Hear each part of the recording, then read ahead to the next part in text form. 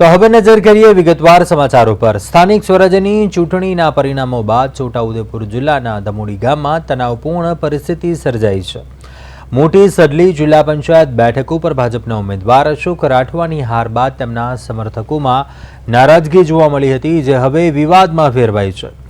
ગ્રામ્ય લોકોના આક્ષેપ પ્રમાણે કેટલાક લોકો જેસીબી મશીન અને દંડા સાથે આવી તાજેતરમાં બનાવવામાં આવેલ આરસી રોડને તોડી નાખ્યો અને જે સ્કૂલ અને ફળિયાઓને જોડતો મહત્વનો માર્ગ હતો, રસ્તા સાથે નજીકના મકાનના ઓટલાને પણ નુકસાન પહોંચાડવામાં આવ્યા હોવાનું સામે આવ્યું।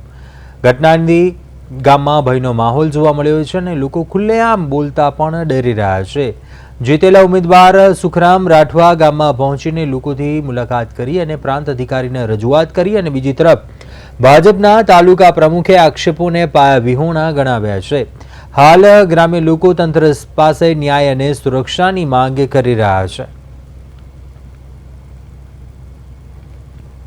મળ્યું ત્યાં સુધી એવું છે કે એમની પોતાની માલિકીની જમીનની અંદર રસ્તો નીકળેલો છે ને એ લોકોનો કંઈક પારિવારિક મામલો છે, એવું મને જાણવા મળ્યું છે અને હજી હું સ્થળ ચકાસણી કરી નથી, એટલે આનાથી વિશેષ હું કંઈક કહી ન શકું, પણ મને લાગે ત્યાં સુધી આ એક પારિવારિક મામલો હશે એવી મને ખાતરી નાખેલો છે। એને રસ્તો બનાવવાનો તૈયારી કરવા પડશે એને ભાજપે, કોઈ બી હોય, સરપંચ હોય, કોઈ બી હોય, જેસીબી ભાજપ વાળા જેસીબી લઈને તોડી નાખેલો છે, પણ એ રસ્તો બનાવો કેમ કે અમારે જાવર આવરમાં કાંઈ મેં તકલીફ પડે ને, બંધ થઈ ગયો ચૂંટણીમાં। ધમોડી ગામે આજે મુલાકાત લેતા મને ગ્રામજનોએ જણાવ્યું કે અમને ગામના ભાજપના કાર્યકરો અને ભાજપના નેતાઓ દ્વારા અમને ખૂબ ધમકીઓ મળી છે, કેમ કે એ લોકો એવું કહેવા માંગે છે કે અમને વોટ નથી આપ્યા।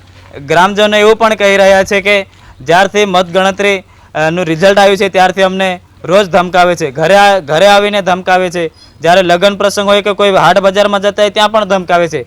તો મારે એમ કહેવું છે કે જે આપણે આજે લોકશાહીમાં જીવીએ છીએ, 1947માં આપણો દેશ આઝાદ થયો હતો, ત્યારના આપણે લોકશાહીમાં જીવીએ છીએ, પરંતુ જો આમને આ જ રીતે કરવું હોય તો ચૂંટણી બંધ કરી દો અને લોકોને જે ફળિયાને જોડતો જે રસ્તો છે એ રસ્તો આજે એને તોડી દેવામાં આવ્યો, એનો ખાડો કરી દેવામાં આવ્યો, જેથી કરીને એમને અવરજવર આજે અટકી ગઈ છે।